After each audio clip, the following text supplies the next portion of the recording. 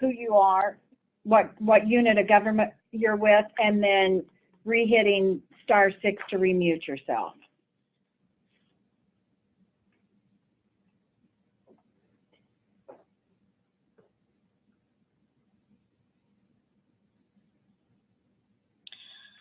My name is Jessica Bosch. I'm with Terre Haute Housing Authority.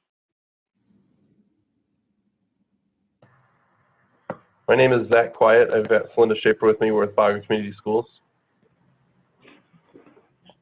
I'm Joni Piercy with Clinton Central School Corporation. Adrian Halverstadt, attorney for the City of Huntington.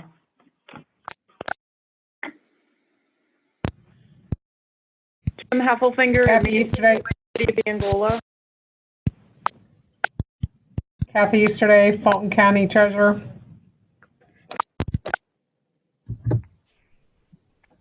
Joanne Cunningham at Tri-Central Community Schools.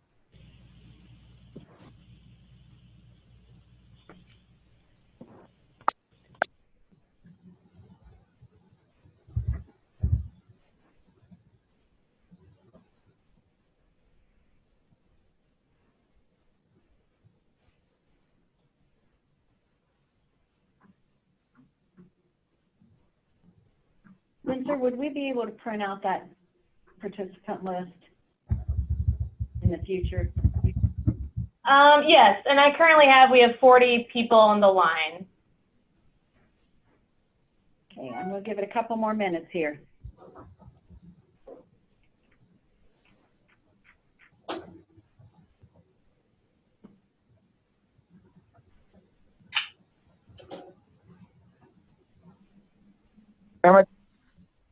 Rossville Schools, ECA Treasurer.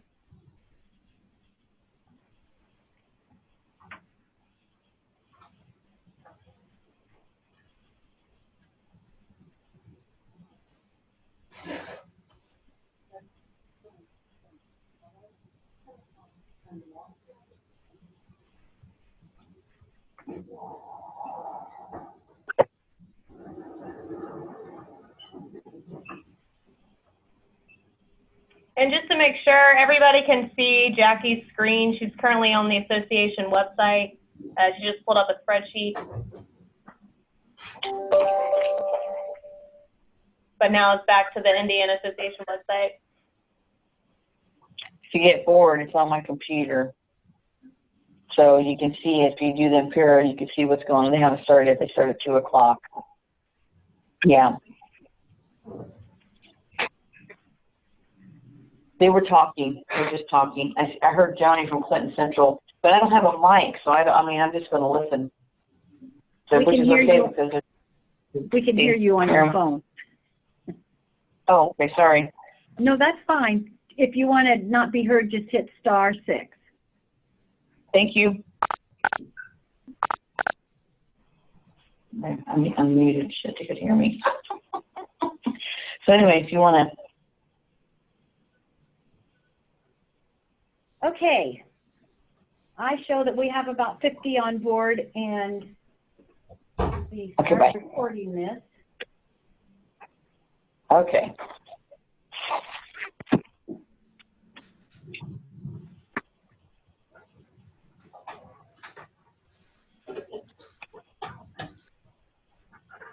Spencer, can you start recording? It's not letting me. Yes, I am recording it, so you're good to go. Okay, so good afternoon, everybody, and thanks so much for joining us for this first training session. This is the first, and as we go along, if we need more, by all means, we will have them. Joined with us today is Spencer Bridgers from NACO. She is the project manager of this project nationwide, and has been a great asset to us as we move forward in this program. I'm going to go over a couple of things that are new updates for those users who were participants this year, and tell you what changes that we're making for 2020 that hopefully will make it better for you, and some of them are better for us for operational purposes here. The system is currently undergoing a purge. to make way for 2020, and that means that all records that are not currently matched to a refund are being cleared out. If your agency still has outstanding matches, please continue to refresh as normal, as currently matched refunds will not be purged and will continue to offset. Our last offset approval file is scheduled for 12/17, based on the matches that we had as of November 1st. November 1st is the last day that we accepted any matches of our 2019 files. For 2020, please note that the expiration date feature will no longer be utilized in the system. However, the file format structure did not change. If you put any data in there, it will be ignored. So we had some issues last year where counties accidentally got the wrong end date in their file, and it ended, and we lost some of their offsets that they had matched. And so in working through our thought process, we now are going to ignore that date, and there's other options for you to freeze your file. Beginning in 2020, instead of putting an end date on your file, you'll now be able to freeze the file, and there will be a freeze on your home screen. This means that no refund matches will occur after the freeze date, but current matched debts will continue through the offset process unless they are zeroed out. So you don't want to zero any of the files out that you haven't received the money to. You simply want to freeze your file, and then we'll finish out. And again, we had some counties who stopped the process, zeroed things out, and so to avoid that issue again, to make it easier for our users, it now is you only zero them out if you've received the money or you don't want to collect the debt. And your file, then, if you put a freeze on it, will expire after 46 days if you do not unclick the freeze. So we had a couple of counties who during tax season wanted to freeze for a while so they didn't have to send out letters, but then they wanted to start back up again. This will allow you to do that. Unlike last year when we stopped the file, we were done. Additionally, when you log in to upload your files for 2020, you will be required to re-credential and refile the registration information. And this is kind of redundant information for us, but currently I'm accepting all of the participation forms by paper, but you're also going to have to put it in on your agency information page, and I'll show you that in just a few minutes. If you wish to utilize the clearinghouse letter service, your agency will need to execute or a new letter service agreement. And I'm going to be sending that out to everybody rather than all of you contacting me and me shooting it out one by one. I'm going to shoot the letter service agreement out to everybody probably next week. And then if you choose to use that service, then you simply need to sign it and send it back to me. We'll need those by January 6th. We'll need to have that letter service agreement.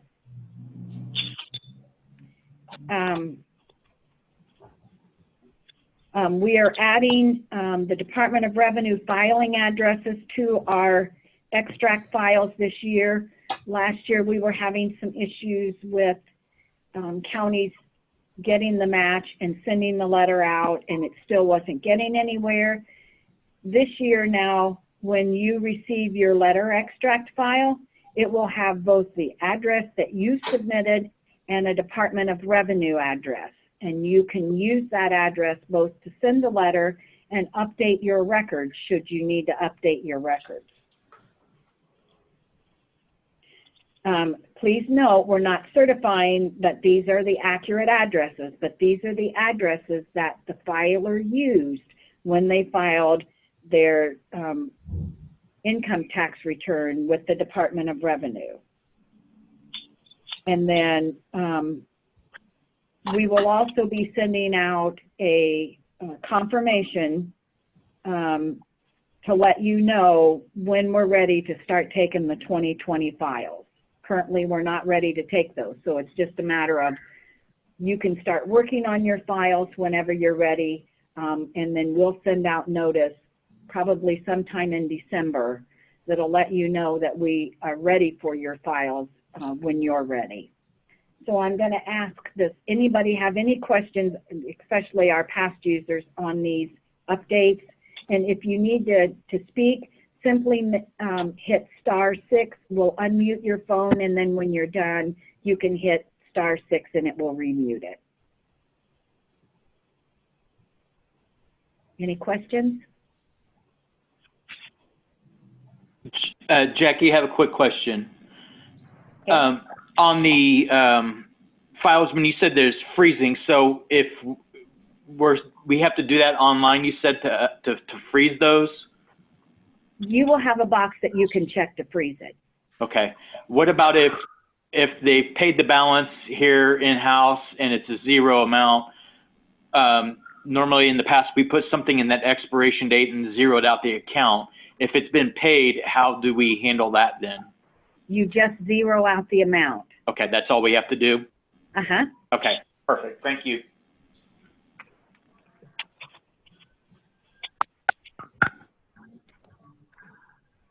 Any other questions?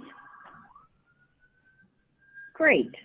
Okay, so I'm going to start through the process, and those of you who are past users, if you'd like to stay on, this is going to be kind of redundant for you because from this point on there's not really any change, but if you're welcome to stay on board and listen to our new participants and see if they ask questions that maybe would be easy for you to answer because you've had the same situation in your county. So you're seeing right now the our webpage, the AIC webpage, and everything that you do for TRECS is done through our webpage portal. And our webpage is www.indianacounties.org. And I scroll down here to the TRECS debt set-off. And when I click that, I'll come to this page. And this is a page that has a lot of information on it. It has some of our user packets. It has summaries. Some of this information will be updating real soon here with our new changes. But there's like a Stanford debtor appeal, should anybody need it, a sample findings appeal. There is the registration participation form that I've sent all of you. There is a debt type that I sent you and a file layout should you need it. But it's there. There's also a toll-free number that goes straight to our support people should you have technical support and can't get a hold of myself or Spencer doesn't answer in the email. This is directly to our IT people if we have an IT issue. Now they won't be answering questions, just everyday best practice questions, but they will be able to help us if we have a file that's not uploading or we have something that's going wrong on the web page that's technical. That's the number that you can contact them. So in order to enter the portal, we click on this bottom line down here. It says Indiana Association of Counties TRECS Secure Debt File Upload Site. And you'll come to this page.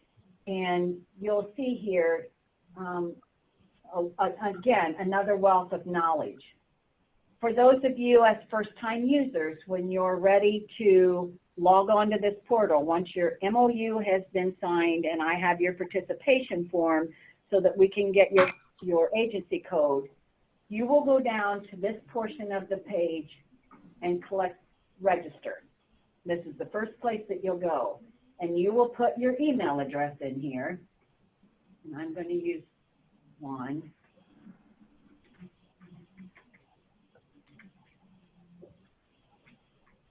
And the password is whatever password you choose to set up, and I'm going to click register. And if you, oh, I got to have more in the password.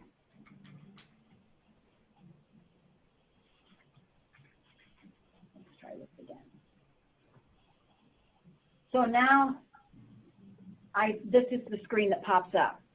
And at that point in time, I receive an email that states that somebody is trying to get their credentials, and I got one this morning. When that happens, I go in, and Spencer, are you taking care of me so that I can get my code? Yes. Okay. I go in to a screen and give you your agency code and your credentials, and then you will receive an email that tells you that your credentials have been set and a verification code. And I'm going to go out here to my email, because this is what that email will look like. It comes from TRECS, Indiana, and it's got my verification code in it.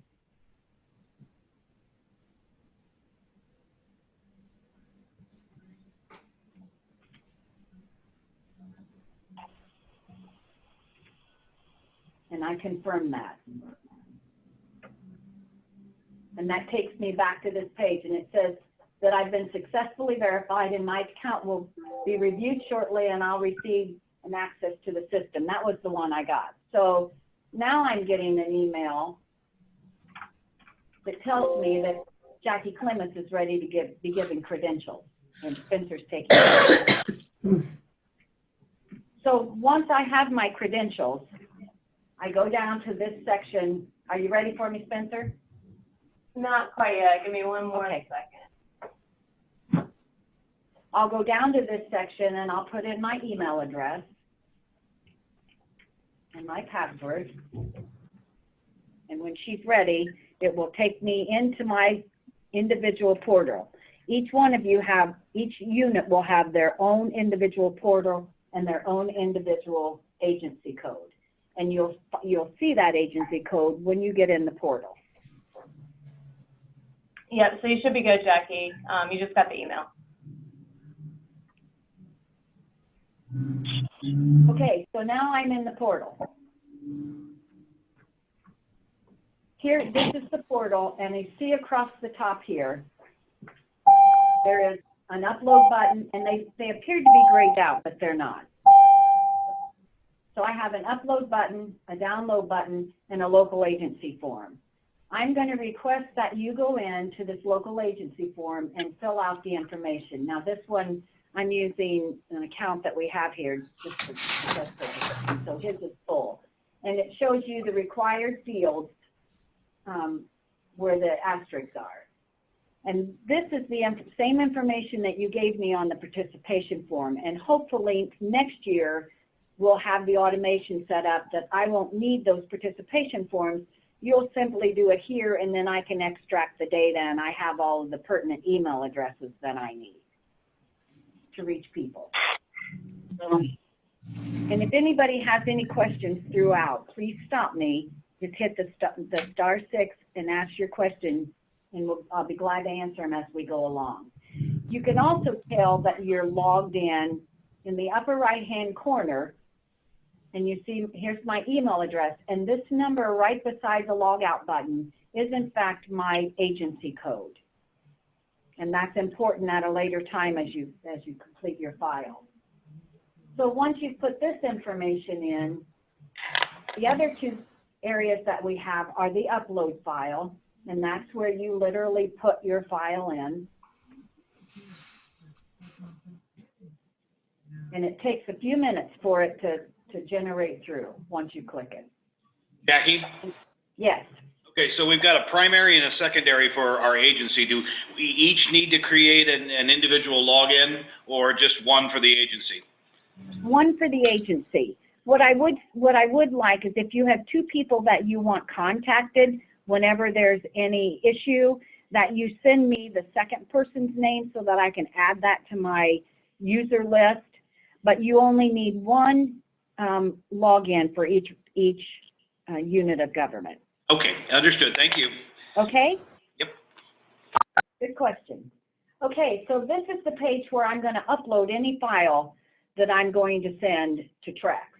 And I don't have a dummy file, but I would go out and I would browse, and I would choose, I'm just going to choose a file here and open it. And then merely click the upload button.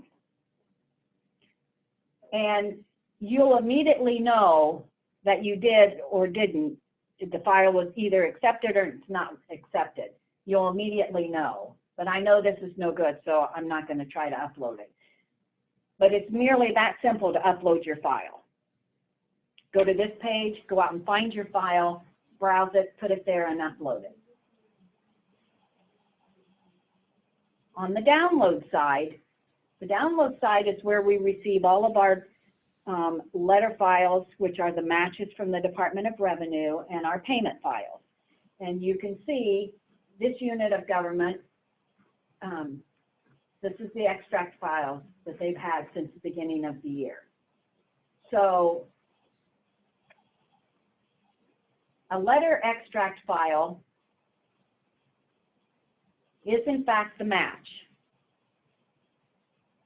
And this is what the match file looks like. And it's quite large, and I'll try to explain these columns to you. And you really don't use a lot of them, but they're the information that kind of we require, and a lot of it is redundant. So this first column is our number. That is the number that's assigned to it at the TRECS clearinghouse. And that's how we identify each of the different debtors. The next three columns are the name of the debtor, first name, last name, and a middle. And if they don't have, they don't have one, you don't have one, it's not, the middle name is not required. Then we have address, and we have address 1 and 2, but very rarely is there anything in the address 2 column. Most of the time it's just an address 1 because we're not businesses, we're only we're only individuals. And then your city, state, and zip code. Now, this zip code looks like this because I'm in a CSV file. And I know there's a way to change this. There is the zip code. And it's the digits and the last 4 digits of the zip code. So it's the full zip code for those we have, and then those 2 digits you can get rid of. So there's your zip code. If you had all 10 digits, 9 digits,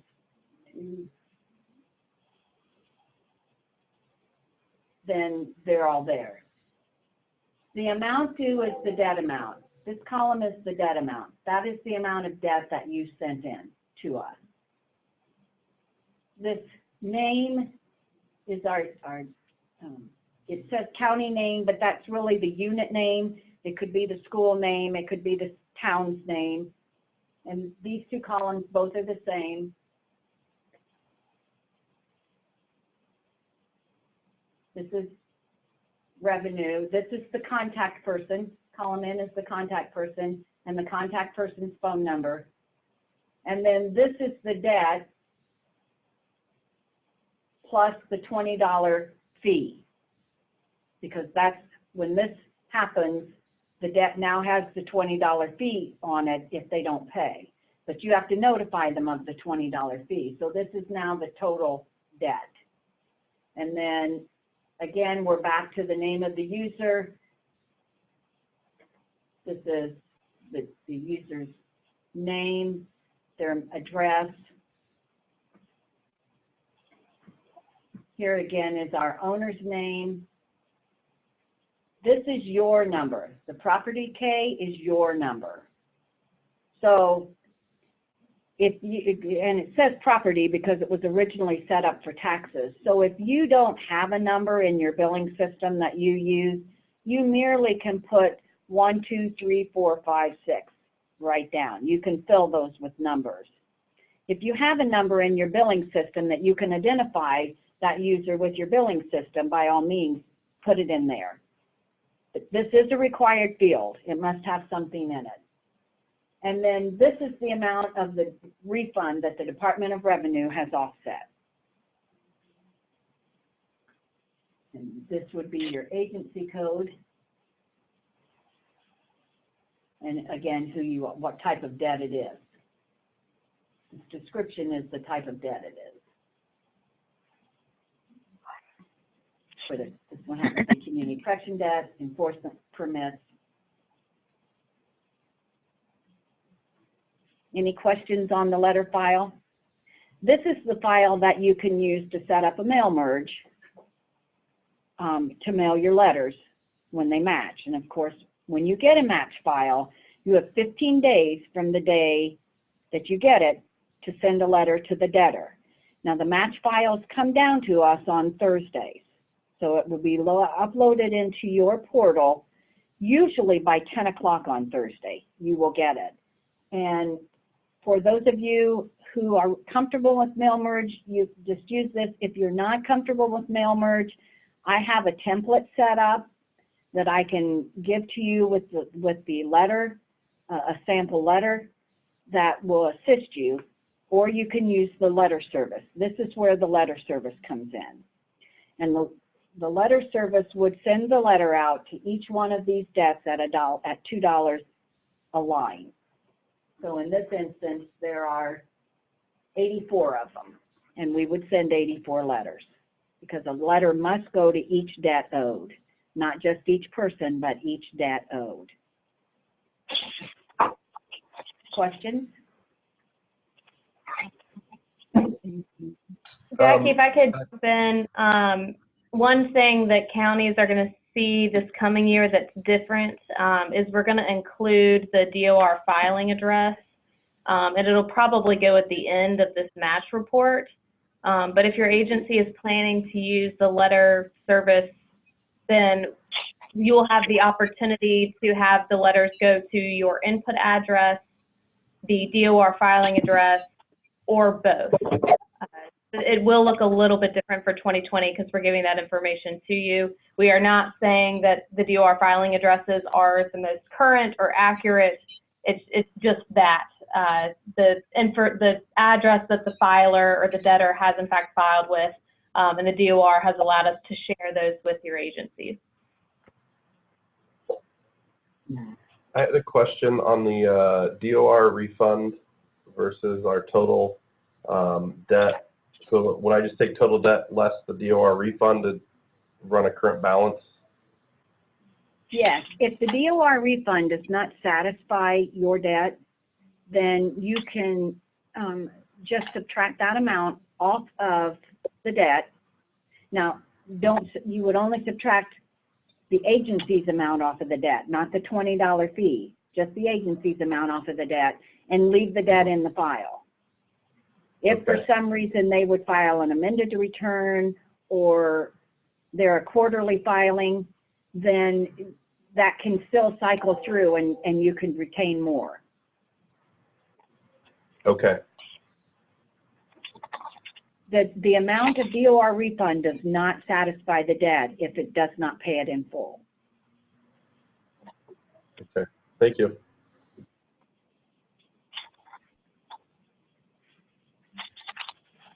Are there any questions on this report?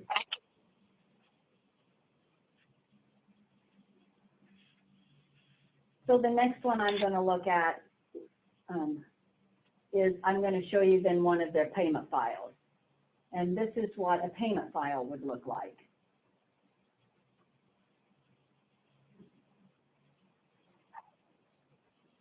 And it's not quite as large. So this agency code is you. I mean, the agency record is yours. This is your number.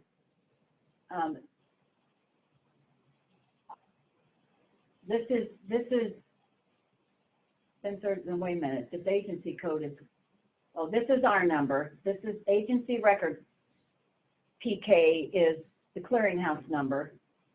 Here is your debt unique key right here. This is your number, either a property tax number or whatever comes out of your billing system or whatever you named it with. And then you have your owner and your owner's mailing address. And this then is the breakdown. I'm going to go over here. These are the breakdowns of the money. So this was our original debt, $405 on this one. The agency got $405. There was $20 put on for the clearinghouse. $63.75 went to DOR. So the total amount withheld in the refund was $488.75. So this one would satisfy your debt, and you definitely would zero that out in your original file.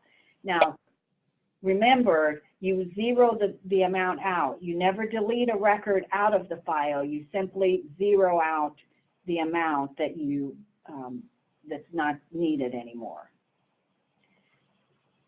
Department of Revenue requires that all of our files stay, that we don't lose any of our files, or they reject the file from us. So you don't delete the file, don't delete the record when it's paid, you merely just zero it out. For those of you with property tax systems, it does it for you, or it leaves the balance for you. For those of you that manually work your files, you'll have to do it manually. Now, the amount then that goes into your Trust Indiana account will be this county amount column right here. This is the amount that you will get. Now you can see this guy obviously is a long way from his debt. This one's a long way from his debt. This one is 10 cents from his debt.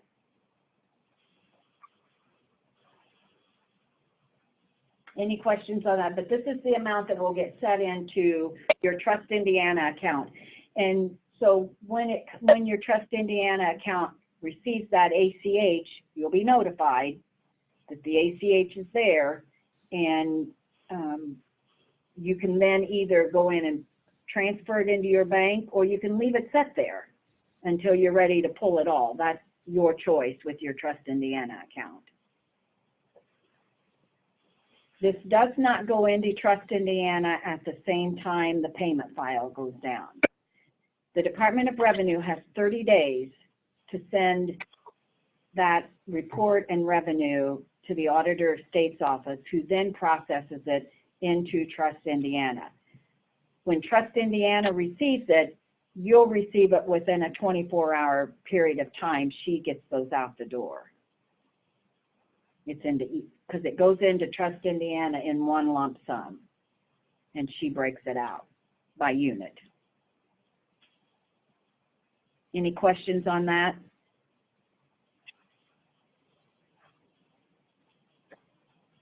Gosh, you guys are easy. Okay, so I'm going to go into this a minute. I'm going to kick back to the original file. And this is the Excel template that I've sent several of you. If you don't have it and you need it, obviously contact me. We need to get it to you. But the columns highlighted in blue across this are the only columns that are required. There must be information in these columns. You can fill in the others as much as you want, but these are the only required. And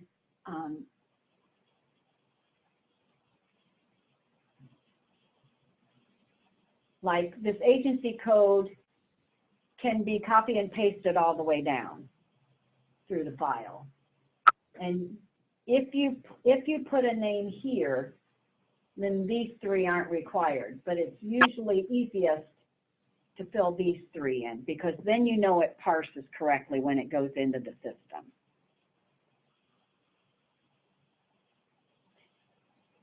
When you start creating your files, if you would like to put 5 or 10 records in and send it to us, we can check and make sure that everything's going in correctly, and that we can test the file quite easily and make sure it's going in correctly, especially for those of you who are data entering.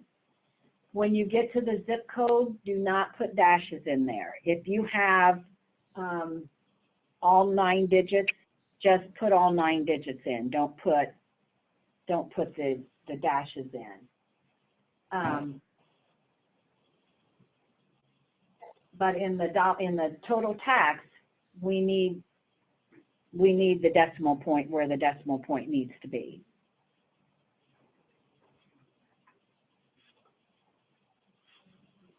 Any questions?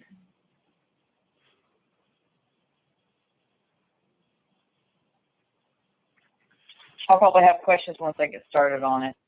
And you will, and you will. Let me show you, this is what I'm going to show you what the mailing service letter looks like going out, and we have a template that we'll send you that you can use. But this is what the mailing service sends out, and the things that are required in this letter, and you can type up your own and put it in your own letterhead.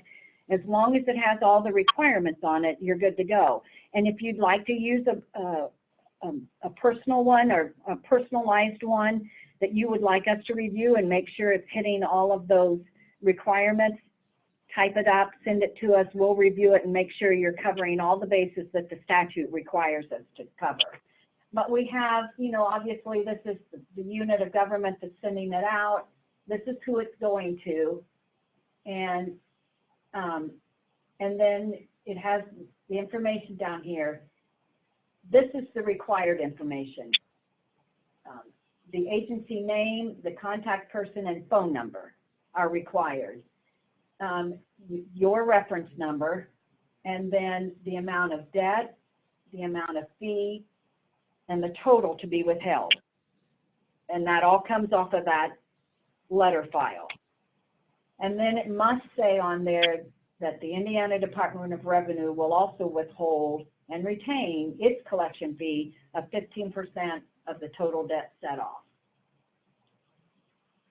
You must tell them they have 30 days in which to pay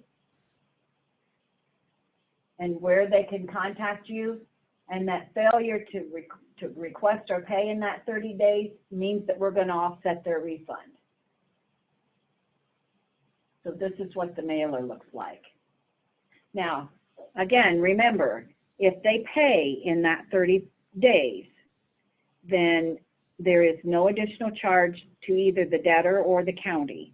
That $20 fee goes away and the 15% of the Department of Revenue goes away. The one thing I caution you on, and this is always a big caution, as soon as you get this match file, get the letters out as soon as possible, because we are on a time-sensitive time frame. And we have worked the time frame so that you have 15 days to get it out, they have 30, but on that 46th day, we're going to offset that money. The Department of Revenue offsets it. So the sooner you get it out, the sooner the 30 days is for them to not get right up to the last minute to notify us that it's been offset. Now again, too, obviously there are always circumstances where somebody comes in at the last minute and we're right at the deadline. You can always call me and we can zero that debt out immediately and it will go to the Department of Revenue the next day. So if you get on that last day and you're concerned that you're not going to get it, the file done in time, pick up the phone or shoot me an email and say, I need to zero out so-and-so's debt and how much the debt is, so that I know I'm zeroing out the right one. We'll zero it out. The file will be created that night and go to the Department of Revenue the next day to release that refund. I also want to remind you that if the refund is greater than the amount of debt due, we will only hold the amount that is required to pay the debt, the clearinghouse, and the Department of Revenue. The rest of their refund will go ahead and be released to them. And that often is when users find out that their refund's been put on hold. Because the Department of Revenue's website is live, and we only get a file from them once a week, there is a small window there where they could get offset, their refund could get held, and they know it before you know it on Thursday morning. And that's because the Department of Revenue is live. They've went online to check to see where their refund is. It's showing that there's a hold on part of it, and they'll immediately panic and start looking for that refund. But there is that small window in there from like Thursday to the next, I guess it's Monday to Thursday, when they could be checking theirs and it be held before you know it. And if you have any questions on that, or you think it shouldn't have been held, by all means, call me and we'll look further into it and see what possibly happened. The final thing is, when the payments come in, you need to update the file, your original file. Now, for those of you who are on property tax systems, there is a table out there that the property tax systems automatically update. So you just recreate your file and the updated information is in there. For those of you doing it manually, you merely go in and zero out the debt that they paid you, or reduce the debt by the amount they've paid you, and then re-upload the file. We request that you do it no less than once a week, and we would like to have them by Tuesday because the offsets come in then on Thursday. So, but as we get close to deadlines, or if you get several, you might want to go ahead and refresh the file and just upload it and get a new file there. You can put a file up every day if you so choose.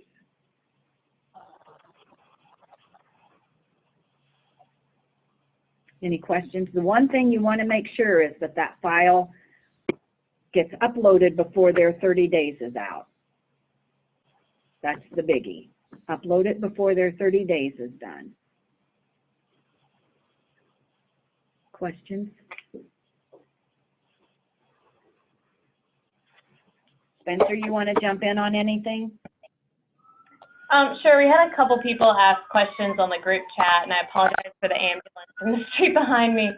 So one person asked if somebody has multiple debts, they have separate lines in the file, since the letter service sends out one for each debt owed.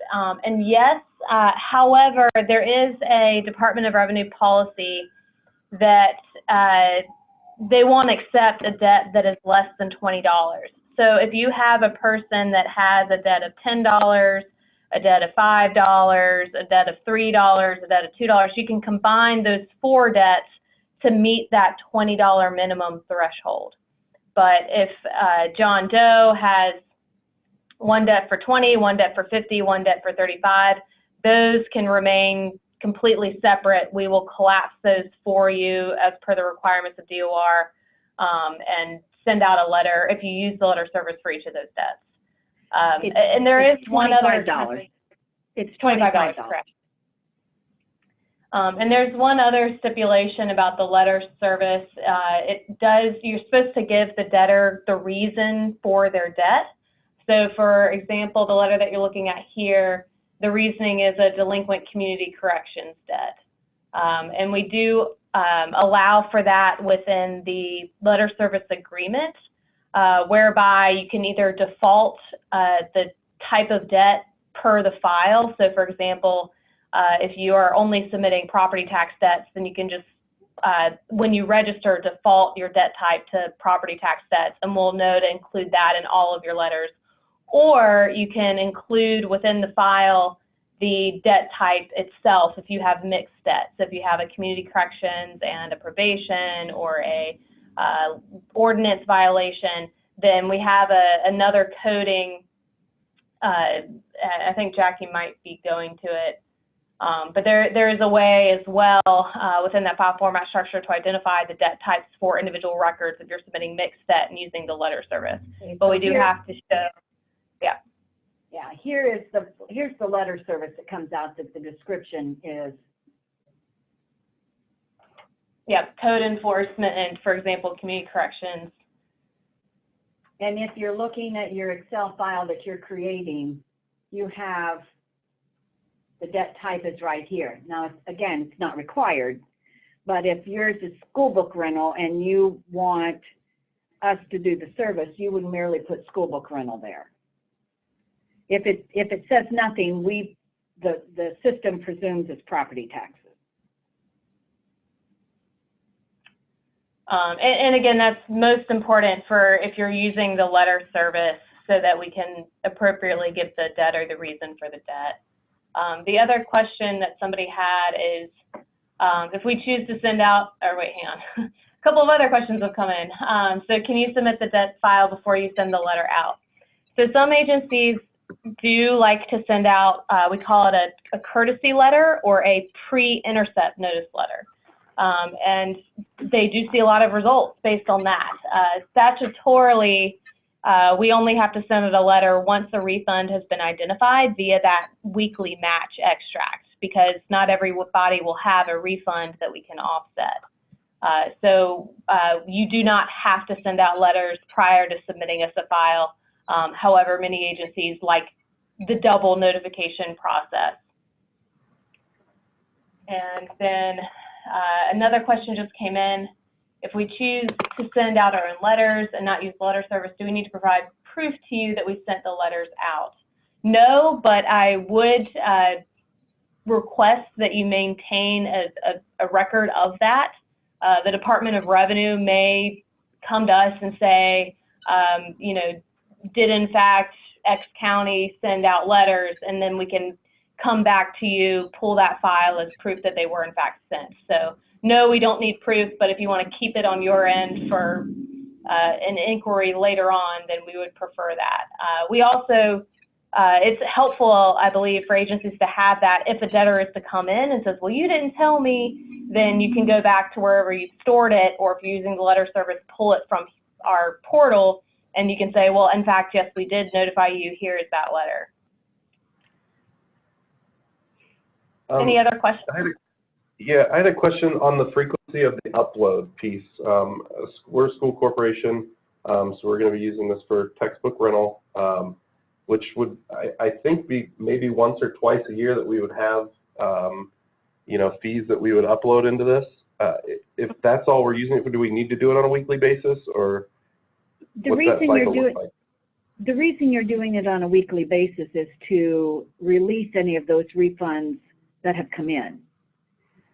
Okay. So it's just a good practice, even if you didn't have to put it in your calendar to upload it, so that on those weeks where somebody comes in and pays you before the 30-day is up, then it's a kind of an automatic practice that you're uploading it. Okay. Because you'll then, as you start to get it, you'll get refunds, you'll get matches most weeks. Oh. Okay. I mean, we had two schools this year, and they got over $12,000 in matches. And then they were both. That was just what was set off from the refund. Yeah. And that will happen sporadically through the year? I mean, it'll match at different times? Yes, and it matches pretty heavily at the beginning, and then it slows down a little bit, and then back again about April 15th, it'll start matching quite a bit again, and then it'll be sporadic throughout there. As you can see, the city of Indianapolis got a payment file just last week, and it's because people file quarterly returns, they file amended returns, and those are eligible for the offset also. So it's just a good practice just to upload it to make sure that you haven't missed anything where somebody and they don't get offset when they pay. And then after the 46 days, can we accept payment in our office anymore? Does it have to go through?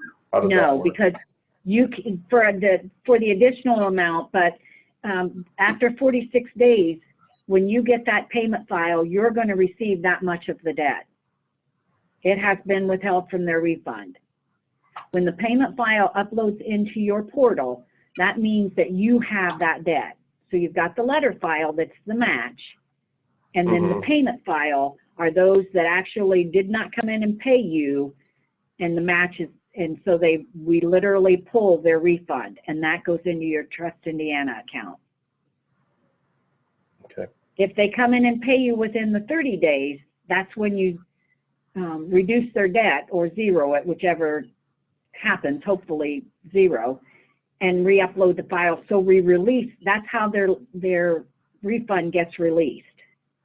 It's from you uploading the file with a zero debt and shooting it off. But you don't do that until they literally pay you. Okay. And then, okay, sounds good. Okay? Thank you.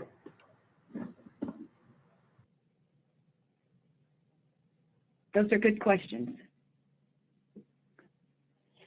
It's a little scary in the beginning, but I think you'll see that it can be very fruitful. Obviously, the earlier we get the files in, the better off we are. So our goal is to have all of the units except property taxes get a file to us in late December, early January. And when I say early January, I'm talking about like by the 6th. So that we can start compiling those, going out and getting the Social Security numbers and getting them ready for the Department of Revenue. Because we want our file there ready to go the day they start processing refunds, which is normally the week of Martin Luther King holiday. And they base it, usually the Indiana Department of Revenue bases it off of when the federal government starts doing their returns. But that's usually right around that time. So our goal is to get the non-property tax users in and formulated so that everything is good and ready to go by the 15th of January so that we have our file at the Department of Revenue. Obviously, if your file doesn't get here by then, we'll add it as soon as we get it. I mean, if we send a file on the 15th, you upload on the 16th, on the 17th, that file will be going to the Department of Revenue. We create a new file every day and send a new file to the Department of Revenue every day from what's submitted through the portal.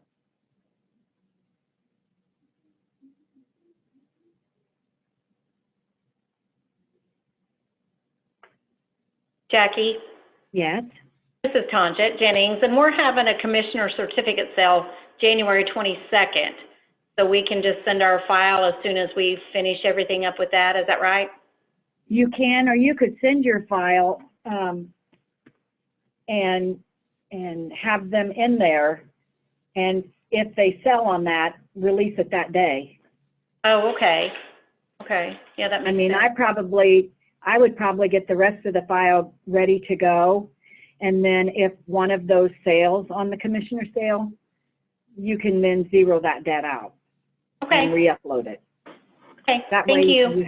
Because if they had a refund, it would get released right away. Right. Okay, thank you. Uh-huh. Jackie, you stated the letter service fee is $2 this year? Yes. Okay.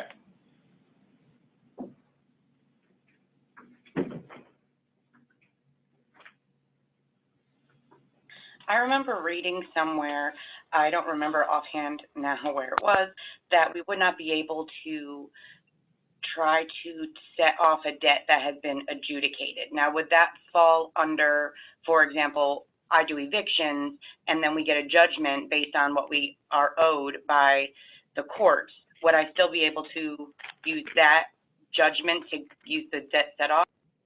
Yes. Judgments are allowable in the debt set-off program. In fact, Marion County went back 10 years on their judgments. And is there a new MOU? I know back in August you sent me an email saying that you'd send me a new one by the beginning of September, and I haven't heard from you till today. Is there a new MOU for us to be able to sign? There is. And who's speaking? Sorry, this is Jessica Bosch from Terre Haute Housing Authority. Okay. I thought I sent that in the mail last week, Jessica, but I'll get that out when we hang up. I appreciate that.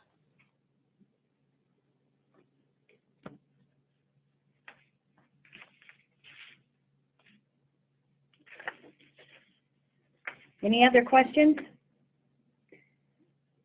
Well, we've had almost our hour, so I want to thank all of you for your participation. I look forward to working with you. I ask that you get your participation forms to me as soon as possible so I can make sure that I have my follow-up information on watching to make sure you get your file in. Obviously, if you have any questions or any problems, do not hesitate to call me. My direct line here in the office is 317-829-3655. My email address is jclements@indianacounties.org. And also, if I don't answer the phone and you leave a message, it will come to me on my cell phone. So I look forward to working with all of you, and please reach out if you have any questions. Thanks. Have a happy Thanksgiving. Thank you as well.